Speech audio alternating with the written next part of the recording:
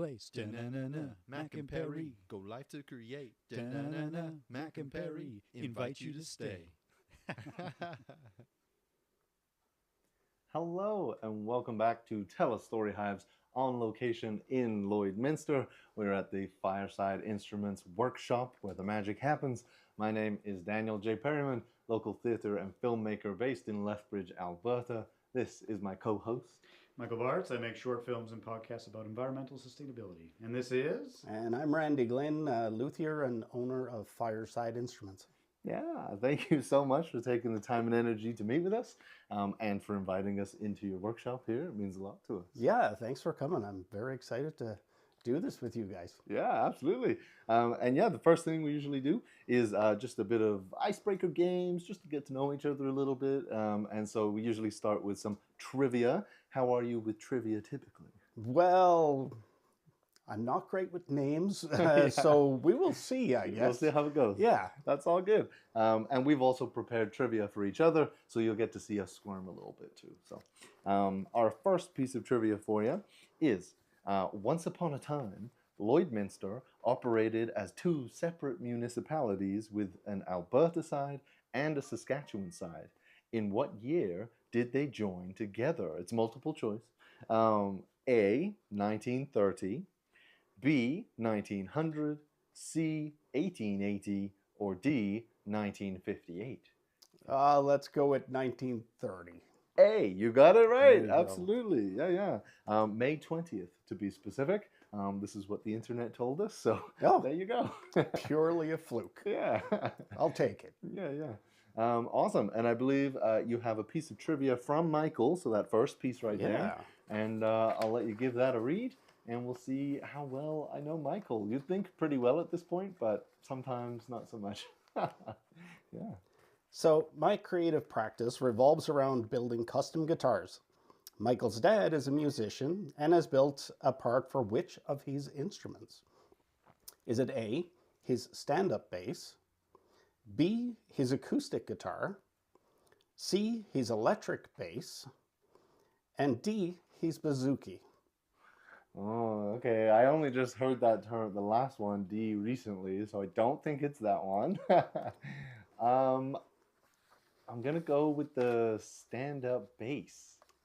Close. Oh, the electric bass. The electric bass. Oh, okay. My bad. I could have given you a hint and say there was one sitting here. Right. That would have at least limited that one.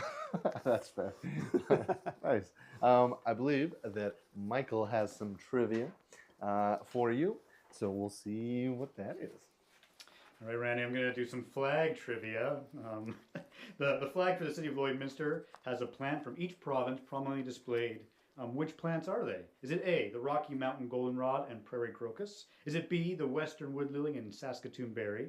Is it C, the wild rose and western red lily? Or is it D, Indian paintbrush and chokecherry?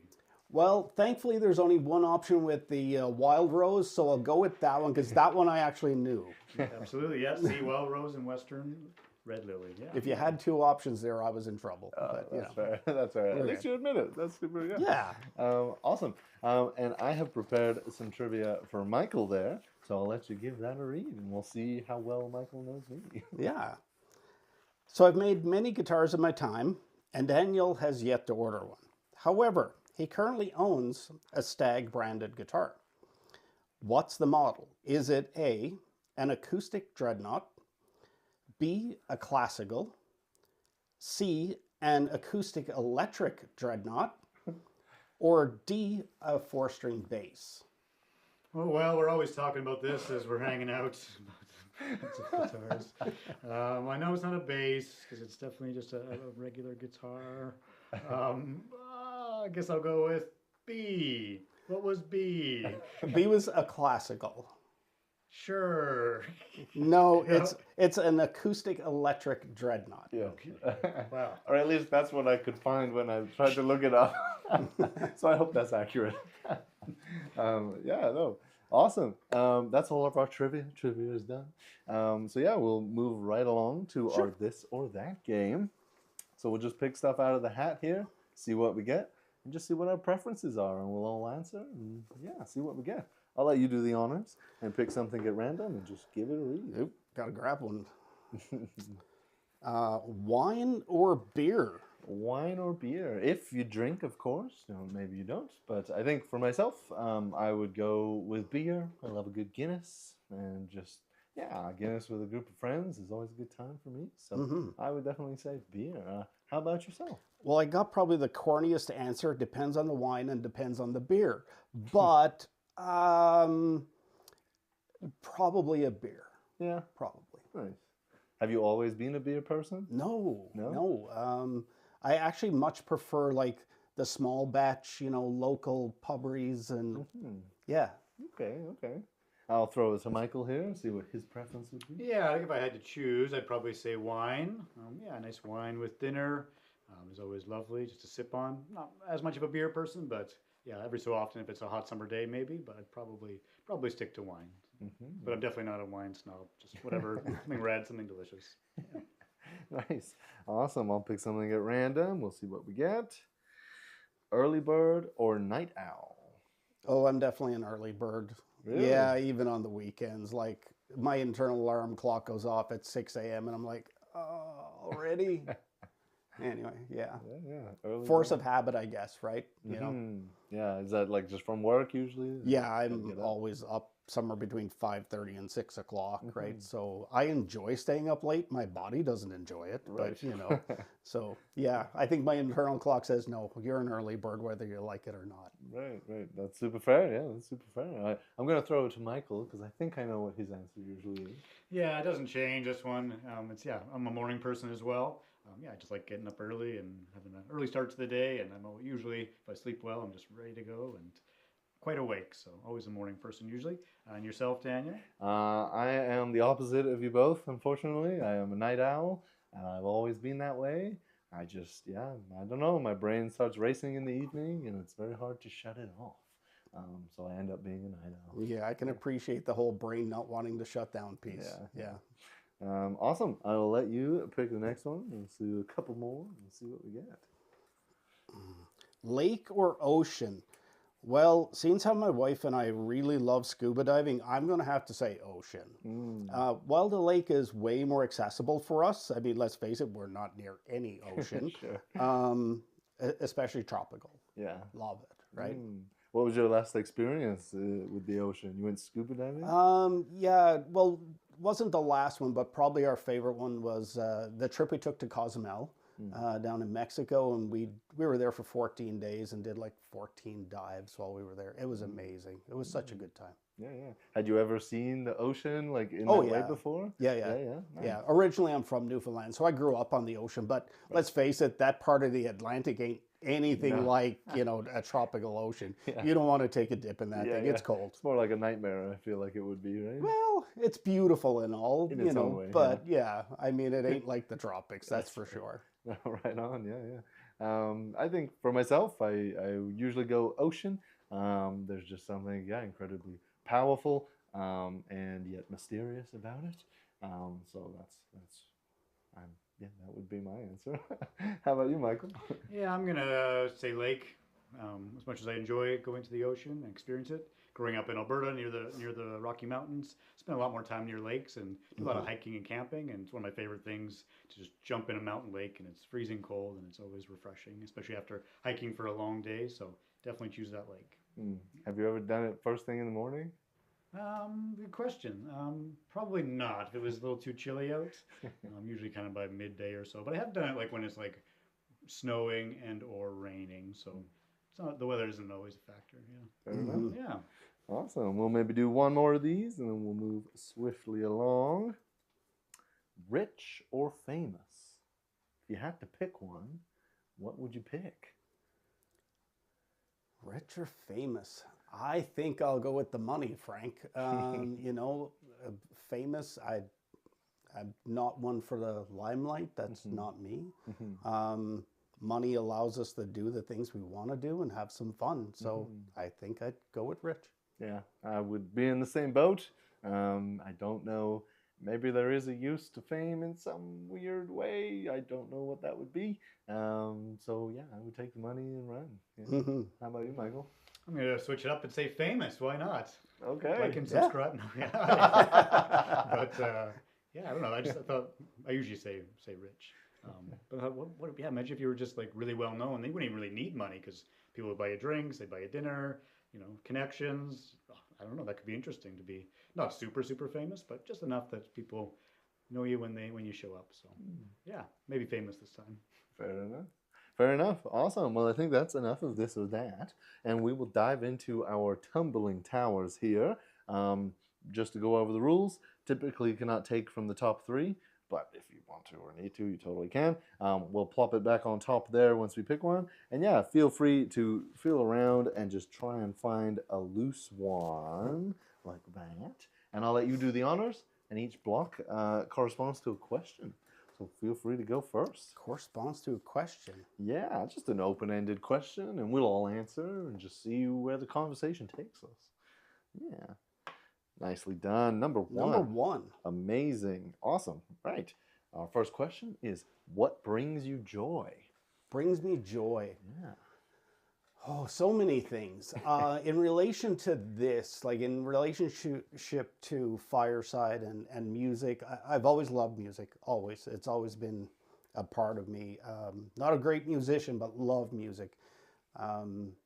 So in relation to building and stuff, to see a client's reaction when you're always that bit hesitant, having those little bits of doubts here and there. And when a client picks up that guitar for the first time, they're like, oh my God, like seeing that reaction and see the joy that they get out of it, that really hits home for me. Mm-hmm. And I know we'll talk much more about that, but I also have to, the amount of time and energy that goes into making these. And then, that moment is like a couple seconds, right? Or like however long it takes for that to unfold. I just feel like, that's super inspiring. So yeah, a couple of months worth of work on an instrument for that moment of wow, elation. Right? Yeah. Nice. I might throw it to Michael if you have something that brings you joy. Anything? Yeah, Hopefully. Yeah, well, nothing brings me joy, of course. Yeah, lots of things. I'm gonna say, like, I like to go for walks in Lethbridge and walk to like, the library and get a good book or a movie or something. And I don't know, it brings me a lot of joy because like I end up like maybe running into people I know or just interacting with people. I get out for a walk and I enjoy it, and I get to go to the library and experience that. So that's something that brings me joy. I'll throw it back to you, Daniel, if you have an answer. Yeah, no. First thing that comes to mind is just sunsets. For the past like year or so, I've just been trying to make a habit of like going out and catching the sunset, even during winter. And yeah, it's been really interesting. Kind of going to like a very similar spot basically, and throughout over several months. And just seeing how the landscape changes and where the sun sets and just how that changes over a larger period of time. And yeah, just trying to find joy in some small things that's actually a very large thing happening. But anyway, yeah, sunsets would Very be my cool. answer to that. Awesome. I'm going to go with this one that I kind of scoped out. What? Okay, well. See, that's the trick on taking one of the bottom ones quick. Yeah, okay, you played me. Nicely done, sir. Wow. Okay, well, we're going to keep going, and I will never live that down. Number 38 is our question. What would be the title of your autobiography, other than Tumbling Tower Master? Yeah, what would be the title of your autobiography? Somebody were to approach you and ask you, I want to write about you, or you're writing it about yourself? Autobiography? Yeah. Either way, yeah, what comes to mind? What would it be about? Gosh, that is a big question. Yeah. That's a huge question. We can potentially go first here. Yeah. I don't know. Maybe it is just something about the those small parts in life that bring you joy. Those bits of giving back. Mm-hmm. Maybe something along that lines. Mm-hmm. Nice. Okay. Yeah, giving back. Awesome.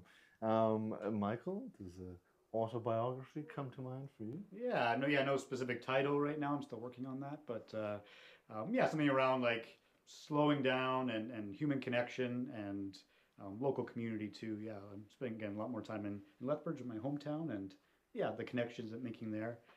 Something about that, staying in Lethbridge, but still connecting with the community and outside the community, like the trips we take here. So that's a very long title for an autobiography, but something like that. I don't know. Anything come to mind for you, Daniel? Yeah, I think what comes to mind is just the idea of like creativity, and part of this project, of course, is just creativity, and the fact that I feel like maybe people are actually more creative than they think in their everyday life, and that there's great power to be had in that, and that we can all be more creative, and I don't know, something to do with that. I also have yet to work on the title. and see, I should have let you two go first because I thought of something while you were telling, and I think the title would be "What an Adventure." Okay. Yeah. Kind of ambiguous, but also captivating. I love that. Yeah. Nice. We'll do one more. So just feel free to pick one at random from this mess. This one speaks to me. Okay. What do we got? 13. Number 13. What is the highlight of your week? The highlight of my week. Yeah, or maybe it hasn't happened yet. I know it's so in general, I'm very much a results-oriented kind of guy. So if I've had a good week where things went well and, I'm like, wow, this was really productive. That for me, just in life in general, doesn't have to be in here, doesn't have to be at work. If I've had a productive week where I can look back and go, wow, that was really good. That's that moment for me where, that makes my week. Right on. Highlight of my week. The first thing that comes to mind. Jenga tower falling. That's honestly on pole 2. Yeah. I based on your answer, I like how you went like more generally speaking. So I think for myself, it's like when I actually just find time to like intentionally relax, as opposed to maybe like not fully relaxing because I'm actually thinking about stuff. I think when I find time to intentionally relax, that is always a highlight for me of my weeks.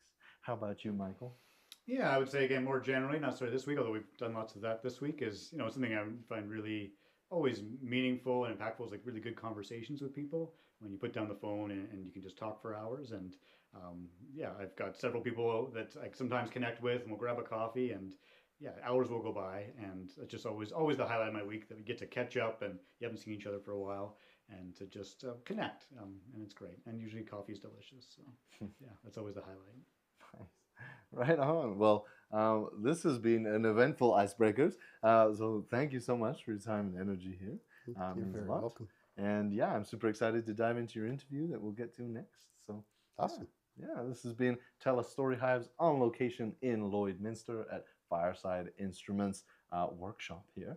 My name is Daniel J. Perryman, local theatre and filmmaker based in Lethbridge, Alberta. This is my co-host, Michael Bartz. I make short films and podcasts about environmental sustainability. And this is... And I'm Randy Glynn, luthier and owner of Fireside Instruments. We'll be right back.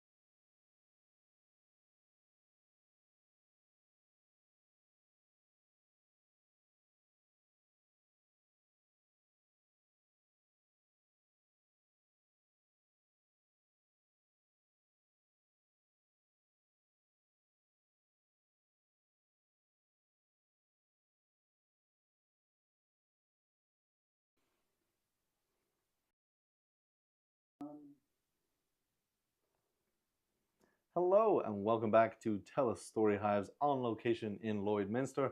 My name is Daniel J. Perryman, local theatre and filmmaker based in Lethbridge, Alberta. This is my co-host, Michael Bartz. I make short films and podcasts about environmental sustainability. And this is... And I'm Randy Glynn, luthier and owner of Fireside Instruments. Yeah, again, thank you so much for inviting us into your space here and having us. It means a lot. Thanks for coming along. I'm really looking forward to it. When you guys reached out, I was like, yeah, why wouldn't I? Like, yeah. No, yeah, awesome. And I'm super excited to dive into your interview here and just hear a bit more about your journey and your artistic practice, broadly speaking, and then we'll do a bit of a showcase as well, and that'll be awesome. Sure. So yeah, we usually dial it way back and just kind of go back to the beginning. So maybe if you could just speak a bit to, where your artistic practice began, or even further, maybe if we go to, do you remember like your first kind of interactions with art? Was it music? Was it guitars? Or was it something? So I guess if we want to go back wherever, as a kid, I've always been that kid who's doodled, like, always drawing on something. And I mean, I'm not a great drawer or painter or anything like that, but I've always doodled with stuff like that. And let's face it, back in the 80s, every one of us wanted to be a big-haired rock star. And, we played guitar and we did all sorts of stuff. And of course, growing up in the 80s, music was everywhere. Rock was the thing. I mean, again, we always wanted to have... See, if you asked me back then, I would have wanted to be famous instead of rich, right? But yeah, grown and matured, maybe,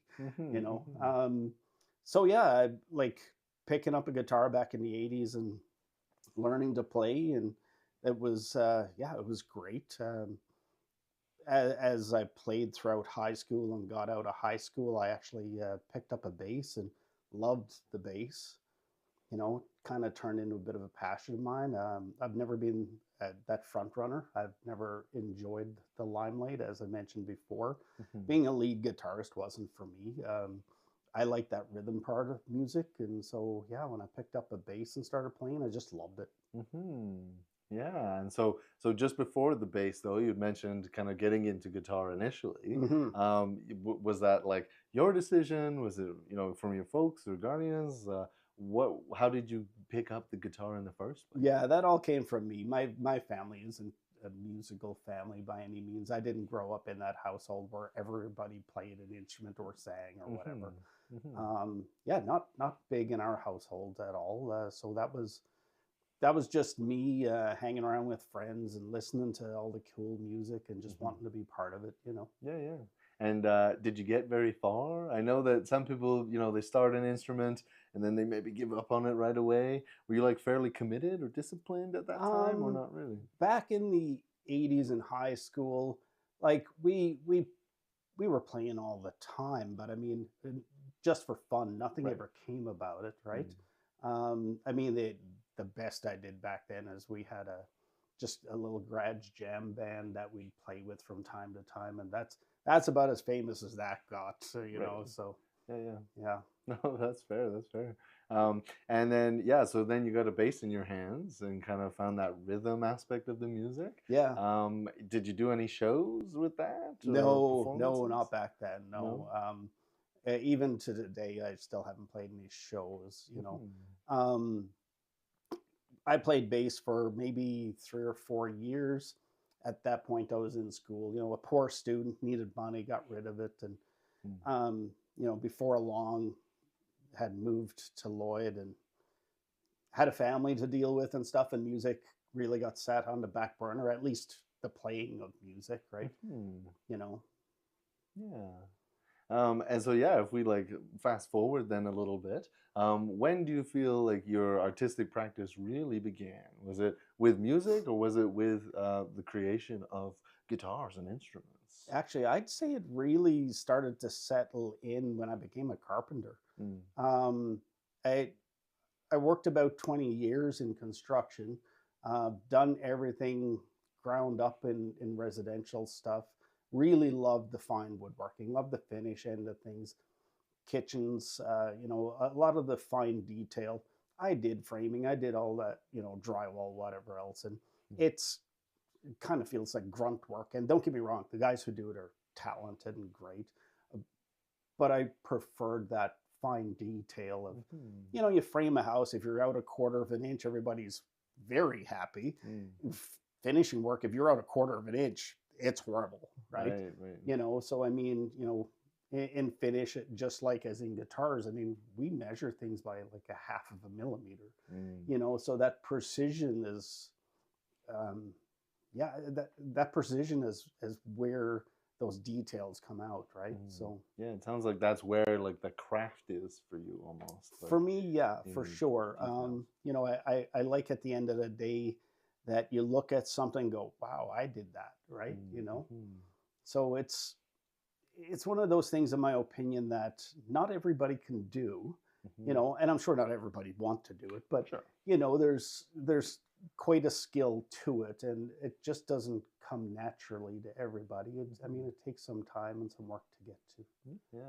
Yeah, and so you mentioned getting into carpentry, like that was kind of like the start of maybe this for you. What was maybe the next step in there? Was it just developing those skills in that context, or were you also kind of starting this side of things as well?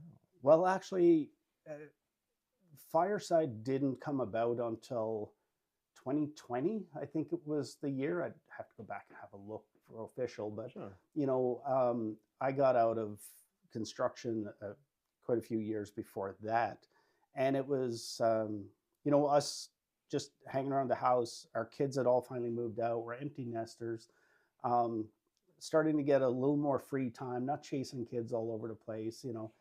And that love of music came about. I went, I should buy a bass, right? And just to get back into it and start messing around with it, and you know, just having some fun. And one of my things I've always had this urge for, like, I love a telly, right? Like, you know, I'm that guy that just loves a telly. I was like, man, I'd love to have a telly bass, but nobody builds one. Like, it's, you know, the geometry on it isn't the greatest thing for a bass. But I went, I bet you I could build one. And so I gave it a go, and I figured, absolute worst case scenario, I just made some really expensive firewood, right? You know, but built it, and it turned out great, and it's actually right back here. So that's the first instrument I ever built, and it was a blast. I still play it, you know. So I would say that was really that kickoff, that initial first step into Fireside. Because even back when we built this, I wanted to put a name on it, right? You know, so yeah, it took a bit of time, and we kind of sat around and we're just BSing probably around a fire here in the backyard, and you know, going, what do we call this? You know, like, just because I didn't want to not have a name on it, and no intentions of really building a business at that point. It was just, I don't know, I didn't want an empty headstock. Does that make sense? You know, you know, so I'd say that was that initial birth step of Fireside, right? That very first step. Yeah, and that was going to be one of my questions was, like, what the name itself, like, where did that come from? Was it like you're having a fire and talking about it and you finished that? And it kind of was, like I think we were in the backyard sitting around the campfire, I think. And we were just brainstorming and throwing ideas around, and we're sitting there, and the idea is that just a bunch of friends sitting around having some fun. You know, you pull out a guitar and you start playing and singing, and like, just, you know, having fun by the fireside. And like, Fireside, we both looked at each other like, And so then you do the searches to make sure we're not copying somebody else and everything else. And so that's kind of where it kind of grew from. And if I may, just kind of go back a little bit there, just on that idea of like, of a hiatus, like from music maybe, and, you know, potentially carpentry in many ways. Like, what did that mean to you to come back to that and be making that first instrument there, the bass? Coming back to music was great. I mean, don't get me wrong, raising a family and chasing kids around and going to Boy Scouts and going to archery and going to dance and going to all these things that the kids were into was great. And it really was. And it, you know, it keeps a guy busy, keeps the kids busy. And then to just start picking up an instrument and playing again and getting back into that rhythm after so many years just, it just kind of, I don't know, sparks something inside you. It's like, it's just, if you don't play music, I don't think you can kind of understand it. But if you play, it's kind of one of those, if you know, right? Sort of things. Very cool. Yeah, and then I'm also just curious, a little bit of a side thing here was just that detail-oriented nature that it sounds like it takes to do this. Were you always that way? Or was that something that developed through other work? Or for as long as I can remember, like I'm a linear thinker, right? I think of point A, think of point B, and like, okay, what are those steps to get there? And this is very much a part of that. And, you can, it depends on what do you find acceptable, right? And while there's a big chunk of me that's a perfectionist, there's also that voice in the back of my head that goes, there's no such thing as perfection, right? We're human, we're fallible. We're working with wood. Wood's not a perfect medium either, right? So how do you take two imperfect things and make something perfect, right? My logic has always been build it to the best that you can, and then everyone after that make an improvement, no matter how small that, no matter how small that improvement is. Every little improvement is just taking that step to the next part, right? Make it that much better. Very cool. Okay. And yeah, kind of going back there to, kind of founding Fireside Instruments, you kind of mentioned that, it wasn't necessarily this idea of like starting a business and you're going to make money at this. It was more so just you wanted something to associate with it, it sounds like, right? Yeah. Like, no, at the beginning, there was zero interest or idea of building a business. This started off as, we'll say, a hobby, and a lot of people would say it's still just a hobby. We could discuss that all day long, but in developing Fireside, it just turned into, I built this base and I started learning more about different instruments and started building cigar box guitars, just these cool little things. My niece was graduating from high school in the midst of COVID, and I remember her mentioning a couple of times that she'd like an ukulele. I went, I should give it a go, right? And built one, turned out fantastic, turned out great. It's this beautiful little instrument. Then I built one for my daughter, and I built one for this person and that person, and just friends. And then all of a sudden it started to be like friends of friends were reaching out, and, colleagues and stuff were like, hey, could you do this? I'm like, yeah, sure. Why not? Right. Yeah. And before long, my daughter's like, Dad, you need to start putting this up on social media. I'm like, what? Why would I do that? And it started to come to realize like, oh, this just might be something more than I thought. Like, so it kind of evolved on its own, like without our intention, but as it developed, it was like, hey, this is kind of cool, right? And probably the first 10 instruments I just gave away. Like, I'm not even sure if they paid for the materials for what I charged for them. Right. So, in the whole bit of, doing this to make money, like there's a joke within the luthier community, and I'm sure it's elsewhere, but, if you want to make a big fortune if you want to make a small fortune at Luthery, you start with a big fortune. It's fun. It's a passion. It really is. It's one of those pieces that, I guess, like being any sort of artist, the only people who really make it big are the ones who make it big, right? To me, it's more about the connections with the people, seeing my instruments on stage. I've had a few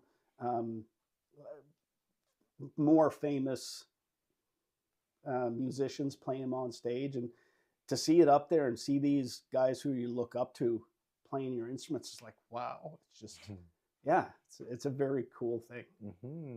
Oh, I'm super excited to dive into that, but one thing that did catch my attention was just that idea of like the next piece that you made after the bass was for your daughter, you said? Or? Well, we made some, actually the very second instrument was a cigar box guitar for my wife. Right. Yeah, and then we moved on into ukuleles and started building those. Yeah. I don't know how many ukuleles I've got out there. Quite a few. Okay. I'd have to go back to my books to figure out exactly how many I've got. But yeah, like there was quite a lot at the beginning. No, that's super fair. Yeah, and just what caught my attention about that was just that it was like people that are close to you, you know. Yeah. And just that idea of, you know, I think a lot of art in many ways is like it's like a service industry, like you're being of service to people. And I just love that sentiment that yeah, you were using your skills and your talents for the people closest to you, you know. Yeah. And I don't know, I wanted to identify that, I guess, and yeah, just because I find that interesting. Yeah, actually, multiple family members have instruments of mine, and Mhm. friends of ours have instruments of mine. Yeah. At present, I have instruments from coast to coast in Canada, like Mhm. from the island of BC all the way out to Newfoundland. Mhm. I think every province in between are pretty Yeah, close to it. Yeah, yeah. And I guess, yeah, just for a bit more insight there, like, what does that mean to you to make a piece for a family member or a really close friend? It's yeah, it's me giving a part of myself, I guess. Um, it's interesting because when you make something for someone who you don't have that emotional connection with, Hmm. I mean, there's emotion in every instrument we build, without a doubt. But when it's someone that you have that connection with, like, it means that much more. Just that much more of your heart goes into it. Hmm. Hmm. Beautiful, yeah.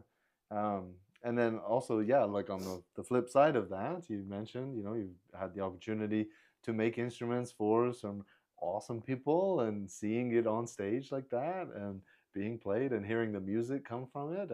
Can you just tell me what that feels like? Oh, it's like, uh, so we were at Saskatchewan Country Music Awards, Hmm. and we had instruments on stage for that, and it's just like, these are some very talented people, Hmm. right?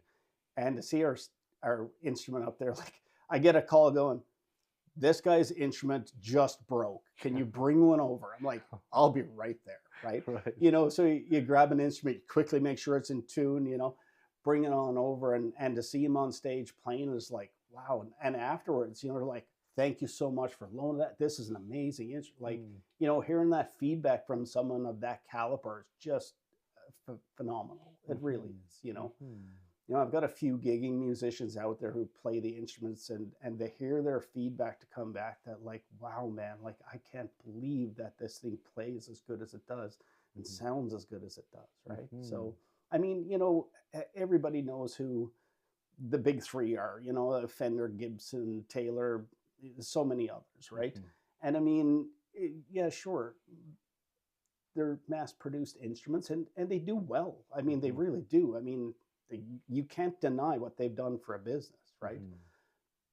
But when someone like Martin is pumping out, like, I think it's 50,000 instruments a day, like, there's not exactly a whole lot of love goes into these instruments, and I mean, they have their QC, sure, they do, Mhm. right? I mean, they have a formula that they've been using, but when we build an acoustic, every bit of wood that I use is going through my hands, and like, every piece of wood has a different characteristic to it. Like, you can Mhm. take two pieces of Sitka spruce for a guitar top, and both of them will have different characteristics that, to make it into a good guitar top, you really have to tone it for how that piece of wood is, right? Mhm. And the bigger companies, they've got this formula as long as it fits within A and B, whereas we're trying to like, all those custom guys are really trying to tone it down as like, giving you the best sound and Mhm. best playability that we can, Yeah, right? within millimeters, like you said earlier. Oh yeah, Yeah, like, yeah. I mean, I'd say on the average, my acoustic guitar top probably runs thickness around 2.5 to 2.7 millimeters Mm. ish, right? Now, I mean, you get one piece of Sitka that is very flimsy and it's got to be thicker. Mhm. But I mean, that's the whole point, right? Of when we're doing this, I mean, you know, we're pressure testing them and sound testing them and bend testing them and doing Mhm. all sorts of things to make it the best that I can make it for you. Mhm. Totally, yeah, yeah, yeah. And what was the festival that like you had to like run a guitar out Oh, to that you the mentioned? Saskatchewan Country Music Awards when they were here in Lloyd just a few years ago. Yeah. And how many events like that have you done? Or been to, Like I that guess. one, that was the only one. But like Sure. we tend to attend the guitar shows. Okay. We've been to the Edmonton guitar shows a couple of times. There's one in Calgary that we're thinking about doing. Actually, the owners of the event, the guys who run it, came to me last year and asked if we'd be willing to go to Vancouver to do it. I was like, sure, why not? Wow, yeah. A couple of years ago, we did a cross Canada tour. We went from Lloydminster all the way to Newfoundland and back, Wow. and we had a bunch of stops along the way where we did demos and stuff. And Yeah. yeah, and actually that's kind of how I got two instruments in Newfoundland. One of the guys out there, Evan O'Coin, an amazing artist, like playing your traditional Celtic rock type. Well, I mean, all sorts of Irish music.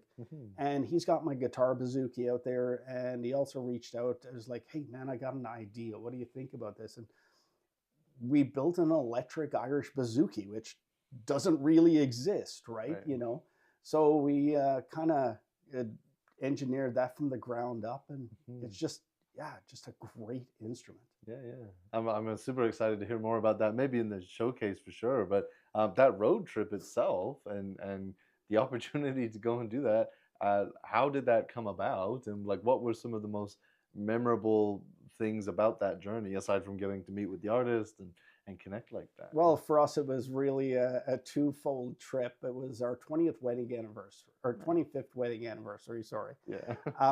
And we had talked about doing all sorts of things. Like my wife and I aren't big travelers, but we enjoy traveling. And we're like, for our 25th, we got to do something big. You got it. Right? We were thinking we would maybe hit Australia or New Zealand. We've always talked about it. Talked about Eastern Europe, talked about the Philippines, talked about a bunch of stuff. And it was like, well, you know, you haven't really seen any of Eastern Canada.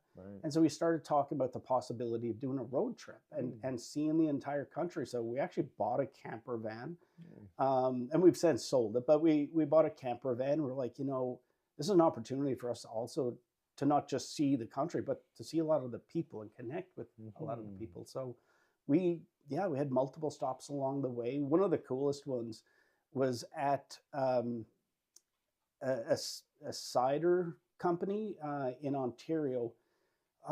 Again, I have orange. I'm bad with names.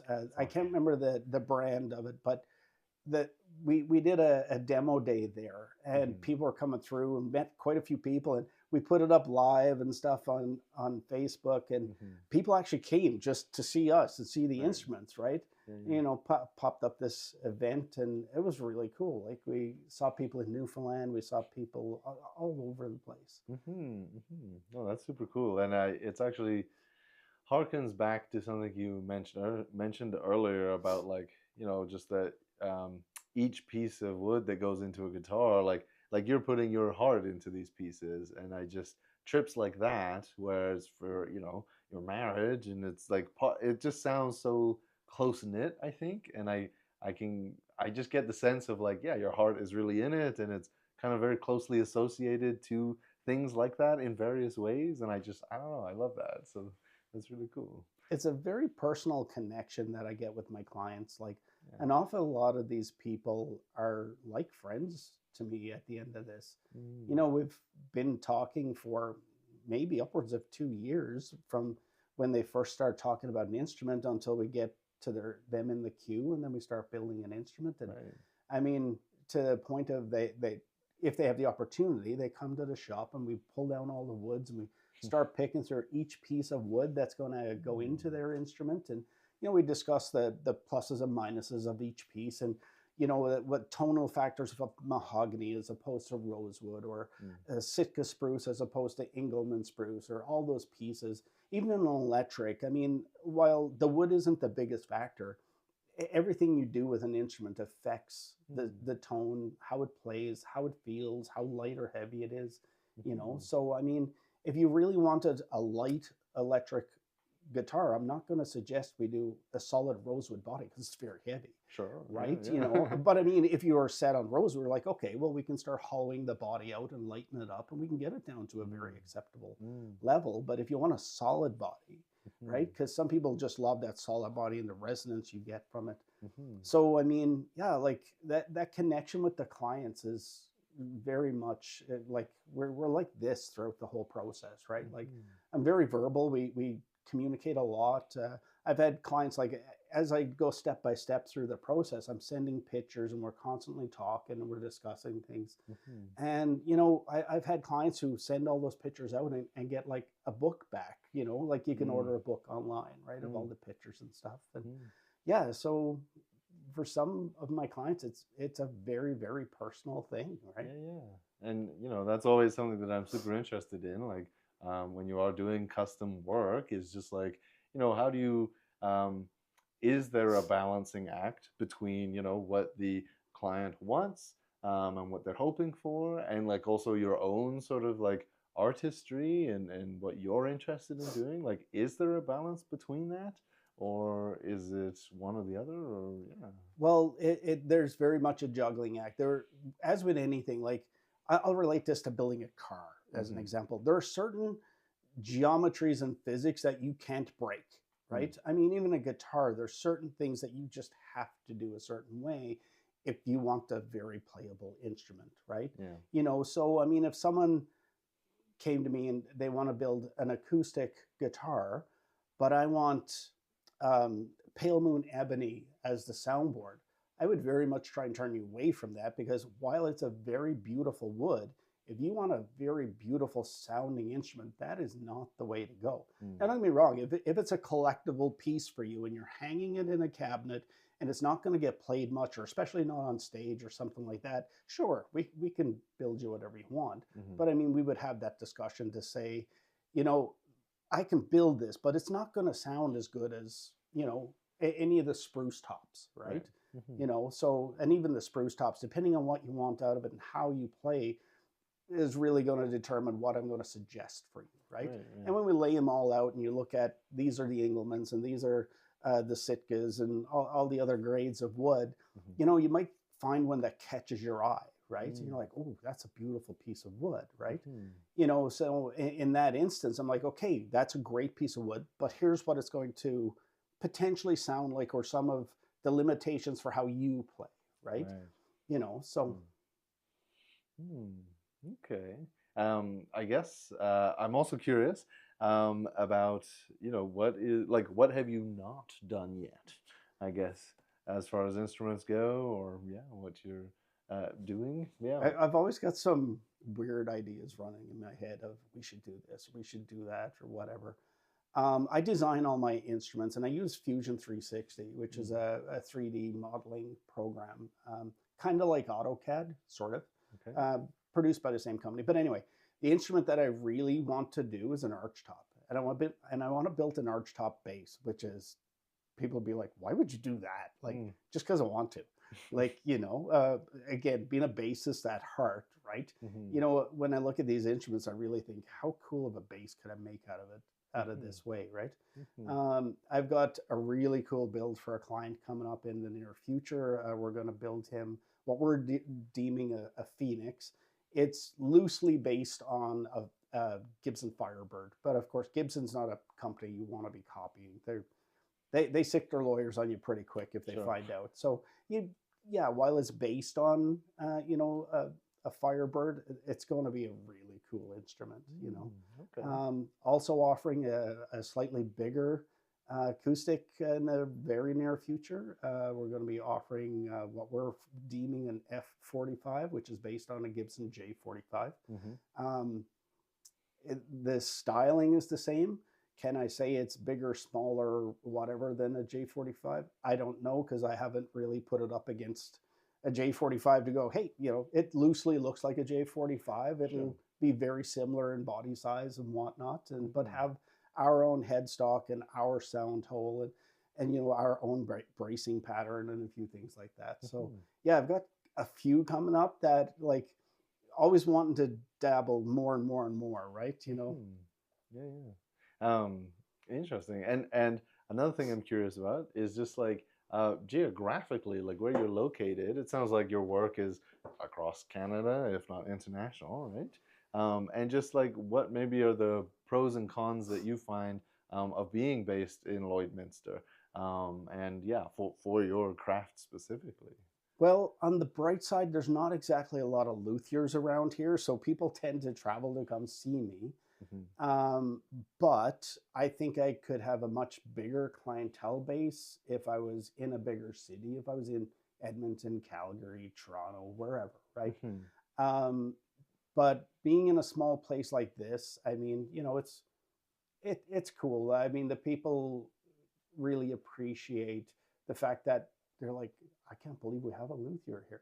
You know, I can bring my guitars here. I don't have to wait till I'm going to the city to, you know, have someone refret my guitar or just do a simple setup or anything else.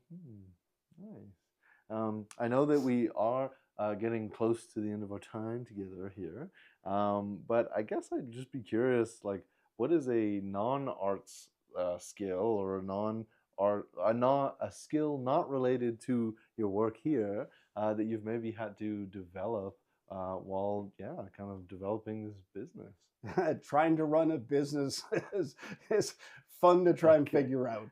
Like, you know, relying on my accountant to go, what am I doing right, wrong, or indifferent, right? You know, figuring out those bits and pieces. Yeah, while I love math and I love physics, I am not an accountant. Like, just, you know, those people who run bigger businesses and start something from the ground and build it into something great, man, my hat's off to you, because it is a crazy amount of work. And I mean, when it's not your full-time job, it really fills the calendar fast. You know, trying to find the time to do paperwork properly, right? Like, you know, when I'm like, you know, I've got a day job, I've got all these instruments to build, I've got all this service work to do, I've got my volunteer time that I do, you know, my family likes to see me once in a while, you know, so I'd say juggling a schedule and making sure that you keep everything running it's a big challenge. It really is. Well, that's super fair, and I feel like if anybody can figure it out, it's gonna be you. So yeah. No, very cool. I do think we're at our time for the segment. So again, thank you so much for your time and energy and insight into what it is you do. Thank you. Yeah. This has been Tell Us Story Hives on location in Lloydminster. My name is Daniel J. Perryman, local theatre and filmmaker based in Lethbridge, Alberta. This is my co-host, Michael Bartz. I make short films and podcasts about environmental sustainability. And this is Randy Glynn, luthier and owner of Fireside Instruments. Awesome. We'll be right back.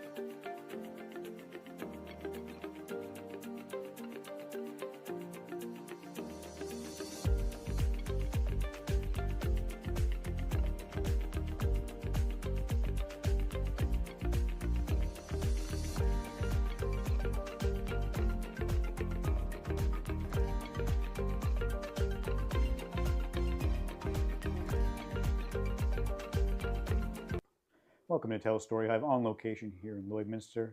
I'm Michael Bartz. I make short films and podcasts about environmental sustainability. This is my co-host, Daniel J. Perryman, local theatre and filmmaker based in Lethbridge, Alberta. And this is... Randy Glynn, luthier and owner of Fireside Instruments. Yeah, I'm really excited to be in your workshop here in the Fireside Instruments. It's like Santa's workshop.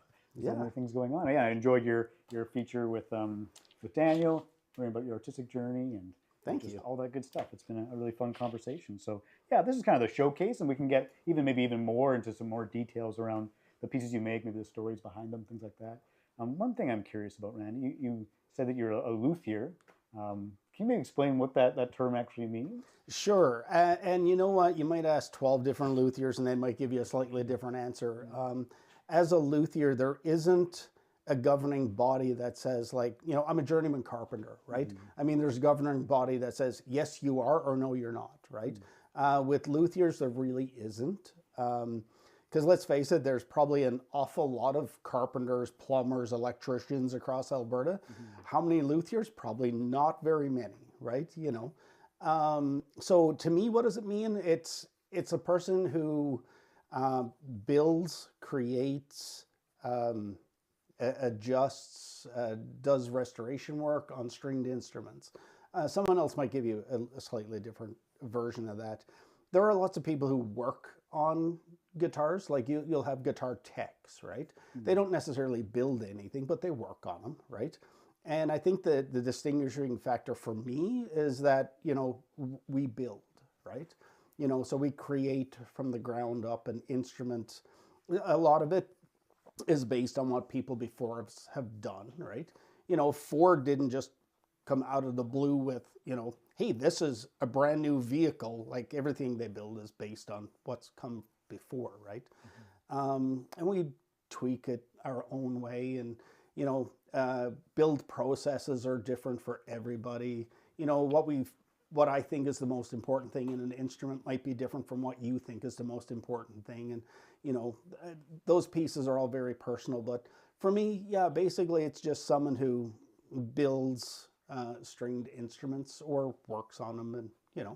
And I don't know if you know for sure, but do you know the origins of that term, luthier? No, I wouldn't say I do, but I would be willing to bet it's a Spanish term more than likely. Okay. Because a lot of the original guitars really came from that Spanish history, right?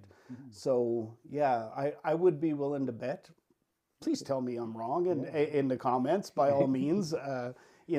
Someone much smarter than me probably goes, no, here's exactly what a luthier is, and here's where it came from. Okay. And I'd appreciate to know that too. There we go. Maybe we can find out. Yeah. Nice. Yeah. My partner is Spanish. I will ask her next time I see her. I'm sure she'll know that term. Yeah. Nice. Well, I guess we can talk about, some of the pieces.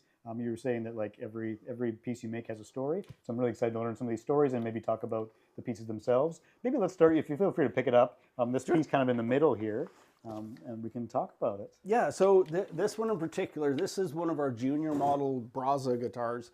Probably the coolest piece about this is that the wood actually, for the main body, came from a grain elevator that was taken down back in the 80s. So it's at Tatsfield, number 771 was the grain elevator. And a friend of mine reached out and went, I've got an idea. I've got this piece of wood. And we're like, bring it on over. Let's have a chat, right? And so what's really cool is that, that the original grain, we didn't touch it, right? We put a finish on it, but this was created by that grain running over the wood for years and years and years and created this, right? So it's very cool. But being a grain elevator, we put in a wheat head into the fretboard to represent that. And this guy is very much a very, very believes in Canadian made and stuff. So wanted a maple leaf in the headstock. And yeah, so I mean, just some beautiful woods, the multi-laminated neck. Yeah, it's just a very cool piece, right? Yeah, what a unique story. That's so great. I'm curious, the fellow who brought it to you, what do you remember? What was his connection to this grain elevator? Why did he have it? Well, So I don't know why he had the wood, but I do know because I visited his farm, and where his farm is and where this grain elevator is not very far apart, like maybe 5 miles or something. It's not far. So I would well imagine that his family has been farming there for a while, and that they dealt with these people at the grain elevator, and maybe that was the elevator that they went to. I'm making some assumptions just based on geography and where I know it was, but even the town of Tatsfield doesn't exist anymore, right? So quite a historical piece, right, in that respect. Yeah, and you have that on the back there. So yeah, interesting, yeah. And I guess like how big of a piece of the grain elevator of that wood would this have come from? Well, apparently he has a piece, and one of his friends has a piece, and I think there was I think he's got enough left to do a coffee table, right? So it wasn't a giant piece by any means, but he's been holding on to it since like the 80s, so it's been in his possession forever, right? Or feels like forever. You know? No, that's quite a while. Yeah. I feel like you should have had like a matching set, like a smaller instrument or something. But yeah, and I think you said maybe earlier or off air, I can't remember, but because it's like an electric guitar, then like the actual wood doesn't affect it as much. Well, not as much. And I mean, everything you do with every instrument is going to affect the sound. Like how much or how little can be debated, right? But with an electric, the pickups you put in there, the pedal board you're going to run it through, the amp you're running it through, to me, all of that makes a much bigger difference than the wood does, right? But a solid body guitar is going to have more sustain than a hollow body guitar, whereas a hollow body guitar really has a brighter sound to it, in my opinion. The wood of the fretboard will really change the tone. Now, can that be heard through an amp? Acoustically, it sure can, because we've seen it, right? Done it right here in the shop, play a guitar with a rosewood fretboard and play one with a maple fretboard, and you can hear the sound difference like here. Can that be heard in a concert? I don't know, especially after you've run through an amp and it's running through a PA and everything else. Probably can't tell the difference at that point. Your audience sure can't, at least I don't think so. Out of 1,000 people, there might be one person going, oh, that sounds exactly like a rosewood fretboard, right? Sure. Those are the luthiers in the group. We're hanging out. Yeah, I think we'll go to maybe one of the images we have. Just why not? 'Cause I don't think we have it here. No. I think it's number 2. It's that electric Irish bouzouki. Tell me. I know that you referenced that during the interview, but tell me about that piece. So that was again. Evan reached out to me. Evan O'Coin in Newfoundland. Great guy, great musician. Love his music. So talented. Anyway, he's got my guitar bouzouki, which is basically a body like this one back here, but it's built as a bouzouki. And a bouzouki is in the mandolin family, so it's an 8-string where it's four courses of double strings, right? So if you think of like a 12-string guitar, except it's 8 strings, right? Now, you take that mandolin, you stretch it out to the scale length of a guitar, and you basically have a bouzouki. That's very loose terms, but, there's some rules and stuff and whatnot. But anyway, so Evan reached out. He's like, I've got an idea for an instrument. I'm like, what are you thinking? And, he's like, what do you think about building an electric Irish bouzouki? And I'm like, never heard of one. I looked it up and they don't really exist, right? I went, well, I build electrics and I build bouzouki's and I build guitars and I build all the other stuff, but it can't be that difficult, right? But there's no plans to go off of. There's no rules to go, this is what it has to be. I mean, aside from your scale length and your strings and your string gauges and some of that other stuff, there's some rules there that you got to stick to, but what pickups go in it, where do they have to sit, all those things. There's no rules as to say, this is where it should go. So you have to figure all that out. And so we basically just engineered it from the bottom up, and it's an educated guess is the best way to put it when you're building this, because you go off of all the things you know, but there's a lot of things you don't know. And we build it with woods that were like, okay, this wood should do this for it, and that wood should do that. And at the end of the day, when we finished it and started playing, it was like, wow, this thing turned out amazing, right? So yeah, I mean, we went to the Edmonton Guitar Show last year, and we had people come to the guitar show, come straight to our display and went, "Where's the bouzouki?" I'm like, "What do you mean?" It's like, "Oh, we came to see this electric bouzouki," and we're like, "It's in Newfoundland." Yeah. Like, so it was. We had multiple people who were like, "We came just to see this."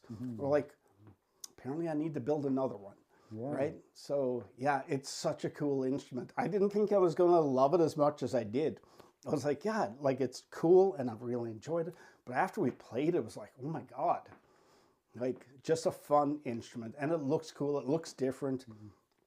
Evans made quite a few comments back to me about, his feedback, right? Because I'm like, give me the good, the bad, where could we change it? What could we improve? And in loose terms, he basically said, this thing is fantastic. Like multiple people have come to him and go, where did you get this, right? He plays a lot of live music. And I mean, for him to have an electric version of that instrument just made life easier on stage, right? So yeah, I got to build another one. It's just so cool.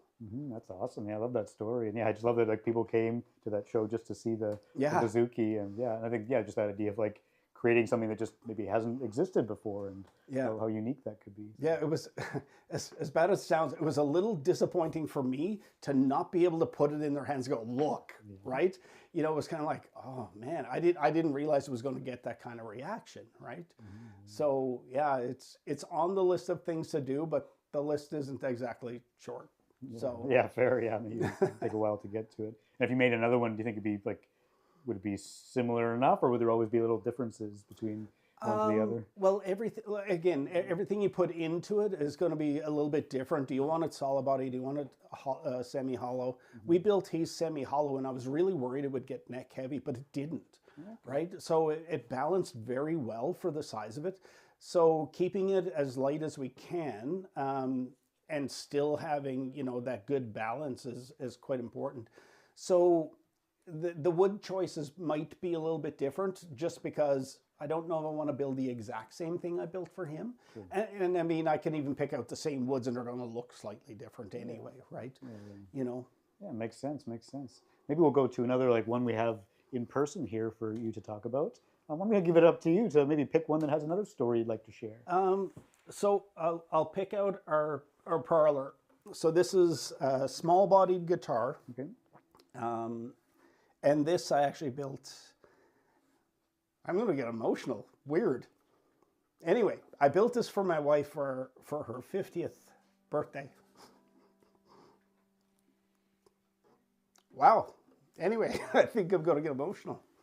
Yeah, this was all for her. We came to the shop, picked everything out, all the intricate details, all the shamrocks that are all over it, some details that you don't normally see. Excuse me, sorry. Multi-laminated neck, maple walnut, walnut body. Walnut's not a very common tone wood, but it's still so nice and smooth sounding. It's a great instrument. An Engelmann top, a bent arm bevel in the body. Yeah, like it just turned out so well.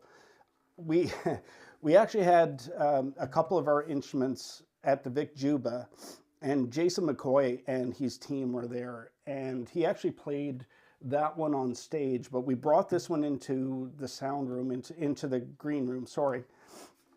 And him and his musicians were playing both of these, and the shock on everybody's face when they play this, were like, can't believe the sound out of such a small instrument. Like, it's a very small bodied guitar, but the sound, the power behind this guitar is just phenomenal.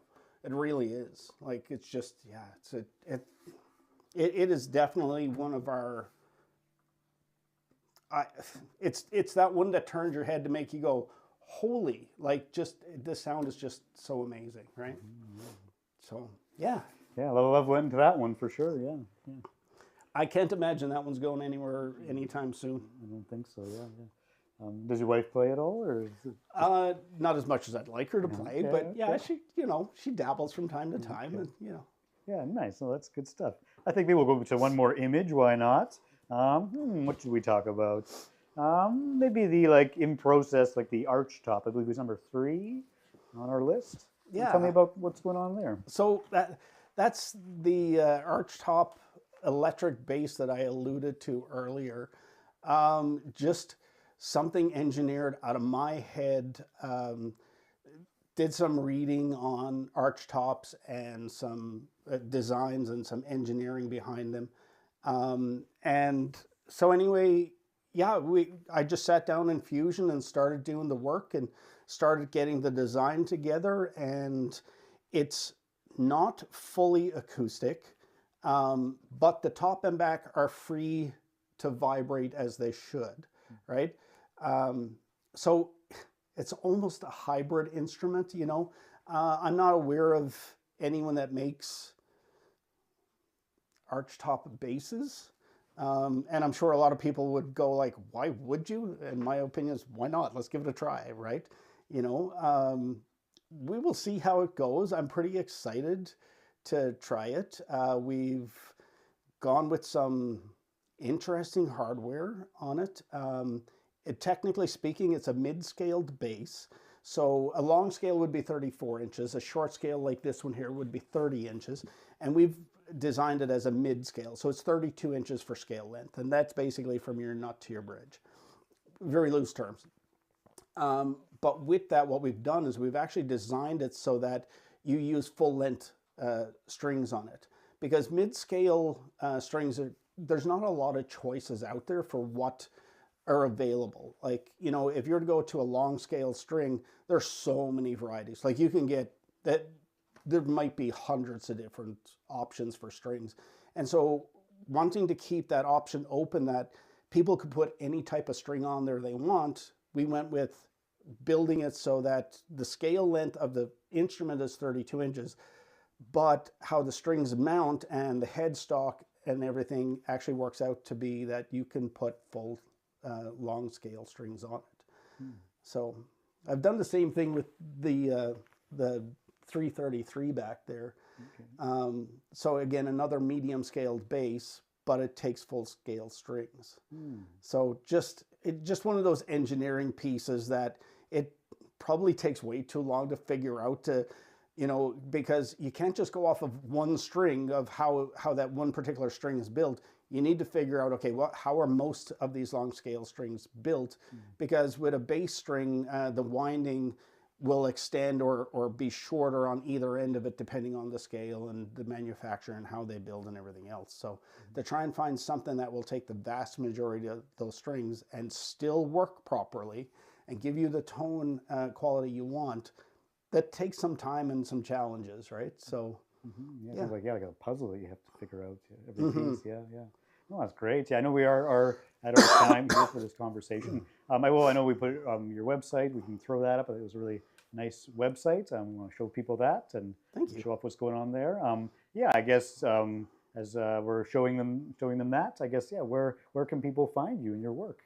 Well, our website, of course, as you allude to, is firesideinstruments.ca, I'm pretty sure.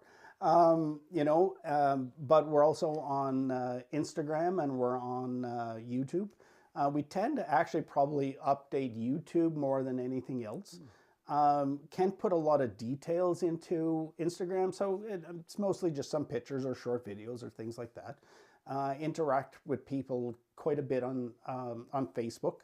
A lot of people have said, we'd love for you to start a YouTube channel. I'm like, I'd love for me to do that too, but who's got the time? Right. Like, you know, it would be great. It really would. But my priority is my clients, right? It really is. As much as I would love to dabble into that, I just don't have time. So, I mean, my phone number is out there. Call me anytime. Shoot me a text. Hit me on WhatsApp, whatever, right? You know, I think I'm pretty personable. You know, I get pretty involved with my clients. You know, a lot of my clients I probably consider to be friends at the end of it. You know, it's a pretty intimate thing to walk this process with someone, you know. So, yeah, And I mean, we talk an awful lot about how you play, what your type of music you play is, what your preferences, you know, all those bits and pieces that allow me to tweak the instrument just for you, right? You know. Yeah, well, that's great. Yeah, I'm really glad that you have that relationship with your clients and you can offer such a unique product. So yeah, I've really enjoyed the conversation and you showing your pieces. So thanks so much. Thank you. Yeah, so this has been Tell a Story Hive on location in Lloydminster. I'm Michael Bartz. I make short films and podcasts about environmental sustainability. And this is my co-host, Daniel J. Perryman, local theatre and filmmaker based in Lethbridge, Alberta. And this is Randy Glynn, luthier and owner of Fireside Instruments. Thanks so much for watching.